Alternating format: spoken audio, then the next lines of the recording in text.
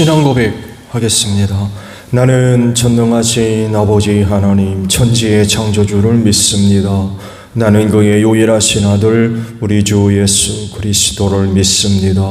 그는 성령으로 잉태되어 동정녀 마리아에게서 나시고 본디오 빌라도에게 고난을 받아 십자가에 못 박혀 죽으시고 장사된 지 사흘 만에 죽은 자 가운데서 다시 살아나셨으며 하늘에 오르시어 전능하신 아버지 하나님 우편에 앉아 계시다가 거기로부터 살아있는 자와 죽은 자를 심판하러 오십니다. 나는 성령을 믿으며 거룩한 공교회와 성도의 교제와 죄를 용서받는 것과 몸의 부활과 영생을 믿습니다. 아멘. 찬송가 19장 부르시죠.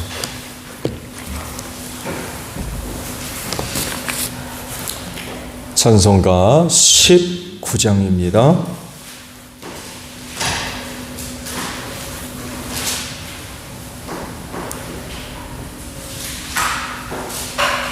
찬송하는 소리 있어 사람 기뻐하도다. 하늘아버지의 이름 거룩하도다. 세상 사람 찬양하자. 거룩하신 하나님께 할렐루야 할렐루야 할렐루야 아멘. 하나님의 나라 권세 영원토록 있도다. 하나님의 영광 나라 거룩하도다. 하늘 보좌 계신 주님 세상 주관하시도다. 할렐루야 할렐루야 할렐루야 아멘.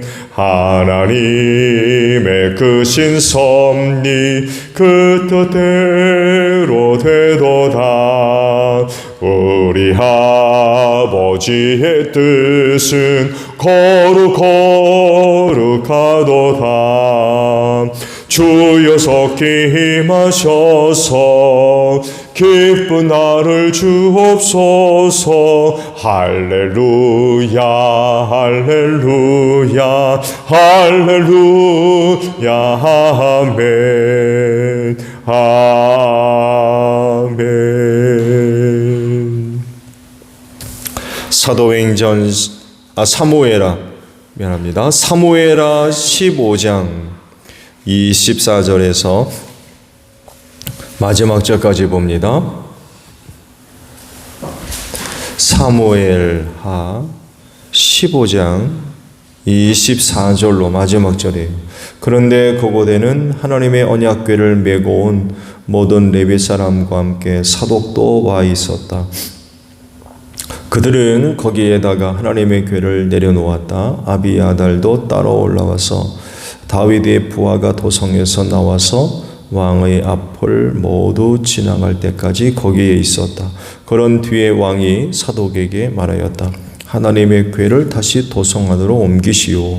내가 주님께 은혜를 입으면 주님께서 나를 다시 돌려보내 주셔서 이 궤와 이 궤가 있는 곳을 다시 보게 하실 것이요. 그러나 주님께서 나를 싫다고 하시면 오직 주님께서 바라시는 대로 나에게 이루어 시기를 빌 수밖에 없어. 왕이 또 제사장 사독에게 말하였다. 사독 제사장님께서는 선견자가 아니십니까? 성 안으로 평안히 돌아가시기 바랍니다. 제사장께서는 아비아달 제사장과 함께 두 분의 아들 곧 제사장님의 아들 아히마아스와 아비아달 제사장의 아들 요나단을 데리고 가십시오. 두 분께서 나에게 소식을 보내올 때까지는 내가 광야의 나루토에서 머물고 있을 터이니 이 점을 명심하십시오. 그리하여 사독은 아비아달과 함께 하나님의 궤를 다시 예루살렘으로 옮겨다 놓고서 그곳에 머물러 있었다. 다윗은 올리브산 언덕으로 올라갔다. 그는 올라가면서 계속하여 울고 머리를 가리고 슬퍼하면서 맨발로 걸어서 갔다. 다윗과 함께 있는 백성들도 모두 머리를 가리고 울면서 언덕으로 올라갔다. 그때 누가 다윗에게 압살롬과 함께 반역한 사람들 가운데는 아히도벨도 끼어 있다는 말을 전하자 다윗이 기도하였다. 주님, 부디 아히도벨의 계획이 어리석은 것이 되게 하여 주십시오. 다윗이 사람들이 하나님을 경배하는 산꼭대기에 다다르니 아렉 사람 후세가 슬픔을 못 이겨서 겉옷을 찢고 머리에 흙을 뒤집어 쓴 채로 나오면서 다윗을 맞았다. 다윗이 그에게 말하였다. 그대가 나와 함께 떠나면 그대는 나에게 짐만 될 것이요. 그러니 그대는 이제 성으로 돌아가서 압살롬을 만나거든 그를 임금님으로 받들고 이제부터는 새 임금님의 종이 되겠다고 말하시오. 이제까지는 임금의 아버지를 섬기는 종이었으나 이제부터는 그의 아들 새 임금의 종이 되겠다고 말하시오. 그것이 나를 돕는 길이고 아히도벨의 계획을 실패로 돌아가게 하는 길이요. 그곳에 가면 두 제사장 사독과 아비아달이 그대와 합세할 것이요. 그러므로 그대가 왕궁에서 듣는 말은 무엇이든지 두 제사장 사독과 아비아달에게 전하시오. 그들은 지금 자기들의 아들 둘을 그곳에 데리고 있어. 사독에게는 아히마아스가 있고 아비아달에게는 요나단이 있으니 그들이 듣는 말은 무엇이든지 그들을 시켜서 나에게 전하여 주시오. 그리하여 다윗의 친구인 후세는 성으로 들어갔다. 같은 시간에 압살롬도 예루살렘에 도착하였다. 아멘. 자, 오늘은요 24절에 있는 말씀입니다. 중반절의 말씀을 보려고 그래요. 그들은 거기에다가 하나님의 궤를 내려놓았다라는 말씀입니다. 램프의 요정을 아시죠?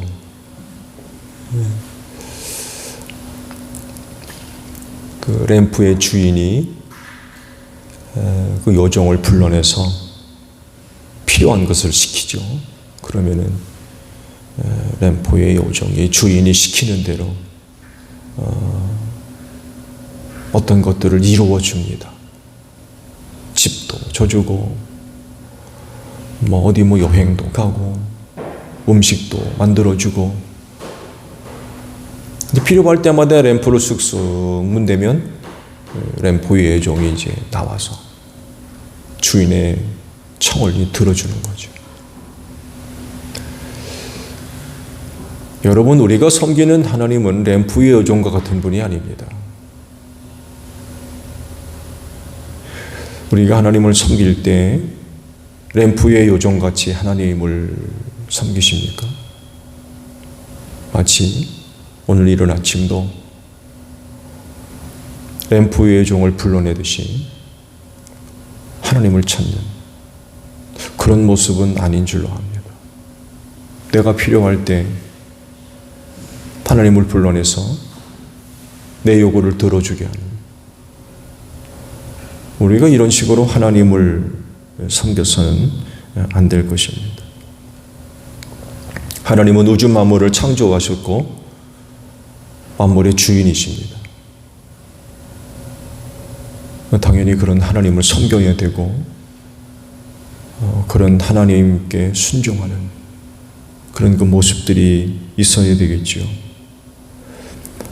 이런 점에 있어서 지금 이상한 것을 우리가 발견할 수가 있어요. 그건 다른 것이 아니라 법궤가 또 움직입니다.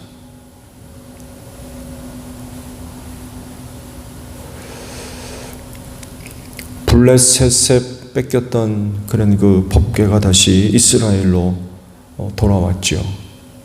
우여곡절 끝에 다윗이 예루살렘 성으로 들이오지 않았습니까? 마지막 아비나답 집에 모셔졌고 아비나답이 복을 받았다는 이야기를 듣고는 이제는 법궤를 옮길 때가 됐다 해서 다윗이 사람들을 보내서 하나님의 법궤를 예루살렘 성으로 들여오게 됐죠. 이때 사실 성막과 번제단은 예루살렘에 있지 않았죠. 기브온 산당에 있었습니다.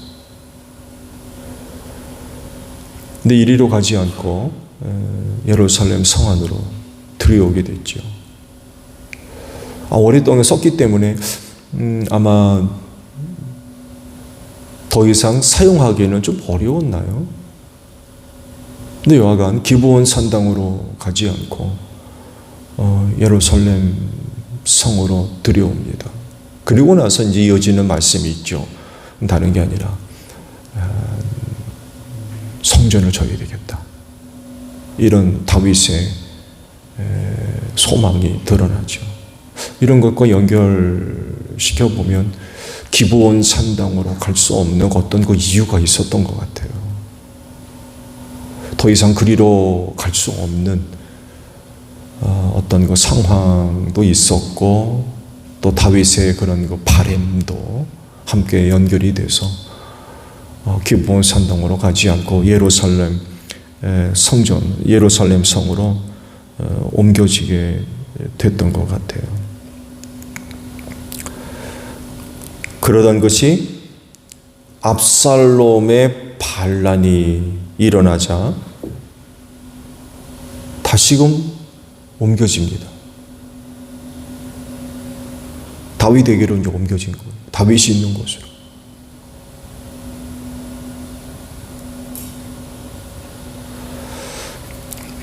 당시 대제사장이었던 사독과 아비야달 제사장 그리고 레위 지파 사람들에 의해서 법궤가 다시금 옮겨지게 됐죠.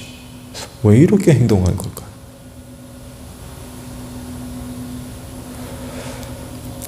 다윗이 없는 예루살렘은 안전하지 못했기 때문이었을까요? 거기 그대로 있다가 법궤가 부셔진다든지 어떤 위험스러운 어떤 일이 있을까 봐 법궤를 다시금 다윗이 있는 곳으로 옮긴 걸까요? 아니면 압살롬에 의해서 제사장들을 비롯해서 레위 사람들이 곤란을 겪을까 봐서, 그가 들어와서 해칠까 봐 염려 때문에 피신해야 되겠는데 법궤는 두고 갈 수 없어가지고 갖고 나온 건가요?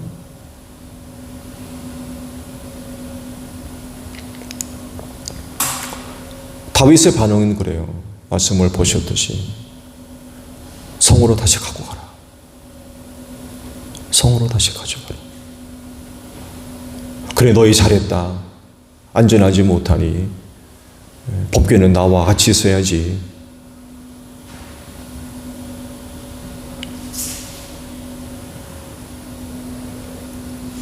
이스라엘 백성들에게 있어서 그 법궤가 차지하는 위치가 굉장히 중요하잖아요.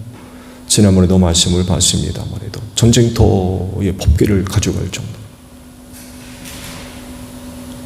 하나님의 임재가 있는, 그래서 하나님의 어떤 도우심을 통해서 승리하고자 하는 그런 바람입니다.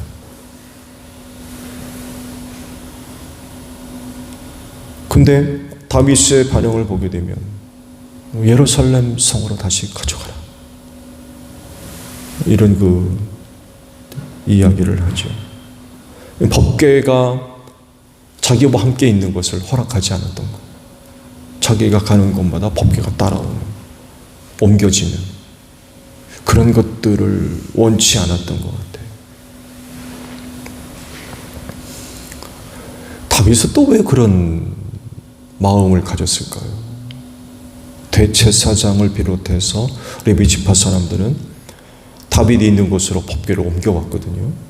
근데 다윗은 그거 갖고 다시금 예루살렘 성으로 들어가라고.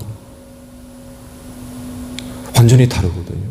어떤 사람들은 그렇게 옮겨왔는데 본인 자신은 법궤를 다시금 가져가라.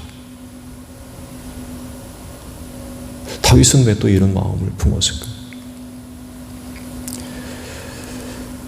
다윗의 또 다른 신앙의 단면을 발견할 수가 있는 것 같아요. 즉, 법궤는요, 개인 소유물이 아니에요.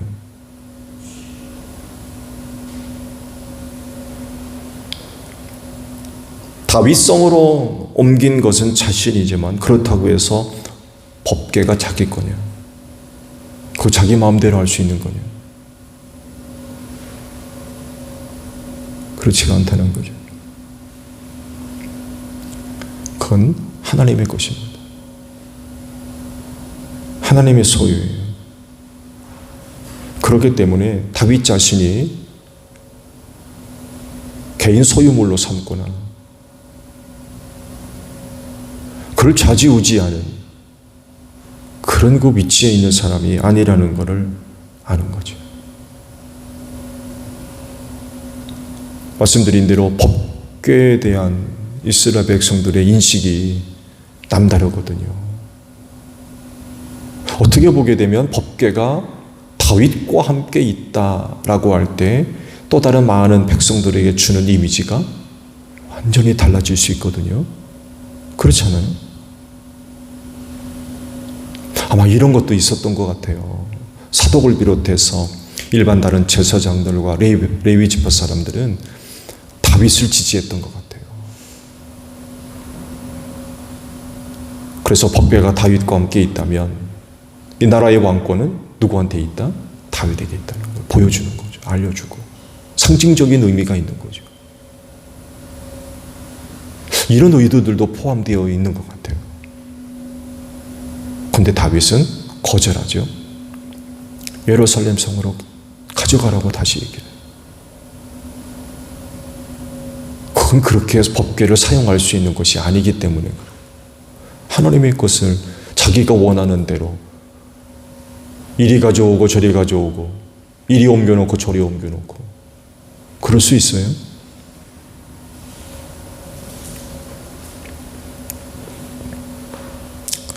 오히려 다윗뿐만 아니라 이스라엘 백성들 포함한 모든 사람들은 법궤가 있는 곳으로 가야지 법궤가 나 있는 곳으로 옵니까?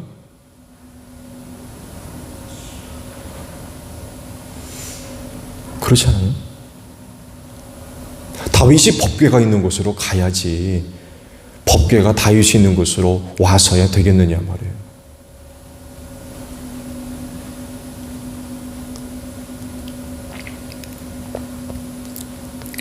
왜냐하면 법궤는 하나님께 속한 거룩한 성물이고 거기에 하나님의 임재가 일어나는 가장 거룩한 것이거든요.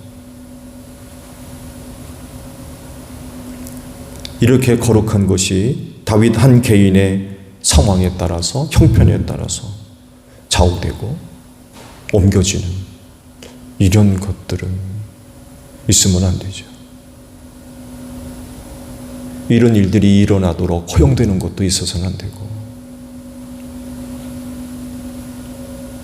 그건 다윗 중심이지 하나님 중심이 아니잖아요.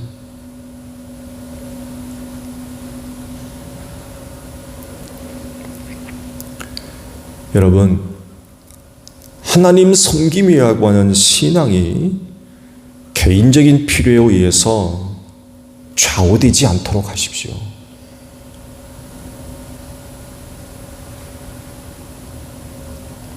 여러분의 신앙은 어떠십니까? 여러분, 하나님이 목적이지 수단이 아닙니다.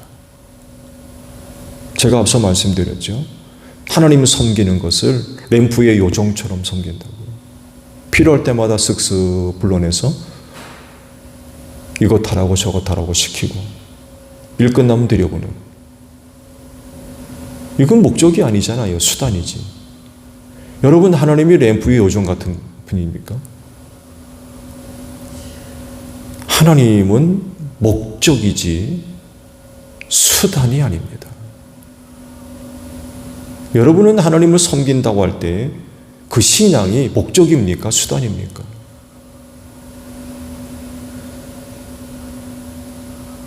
만약에 그 신앙이 수단처럼 사용된다면 여러분 그 신앙은 타락한 겁니다. 변질된 거예요.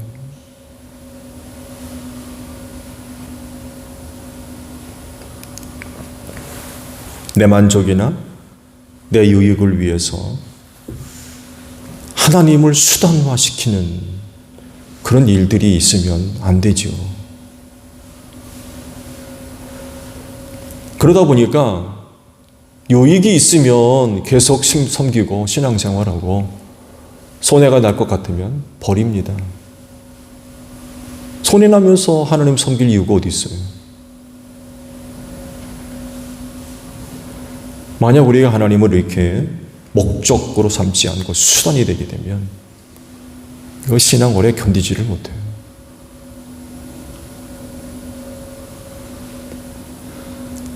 지난주에도 생명의 빵에 대한 말씀을 드렸죠. 자기를 따르는 제자들의 정체를 알고 계셨어요. 자기를 안 믿는다는 걸 알아요. 너희가 표적을 믿고 나를 따르는 것이 아니라 먹고 배불렀기 때문이라는 거예요.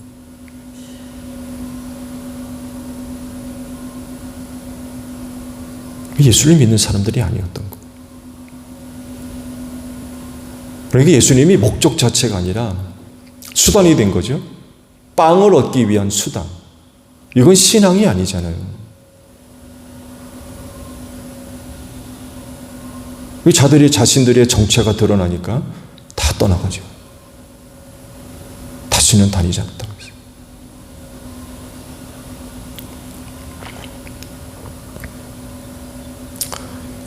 하나님 섬김을 수단으로 삼으려 하는 생각들 조심하세요.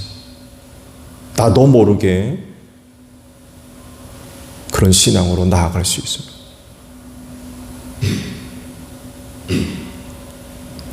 그건 유혹입니다. 조심하셔야 돼요.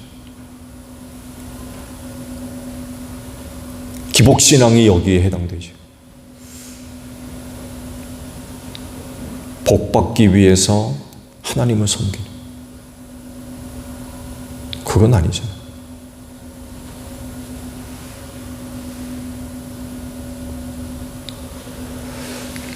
신앙은 목적 자체가 되어야 됩니다. 여기서 흔들리지 마시고 바르게 하나님을 잘 섬기는 여러분들이 되시기를 바랍니다. 주기도문 하겠습니다.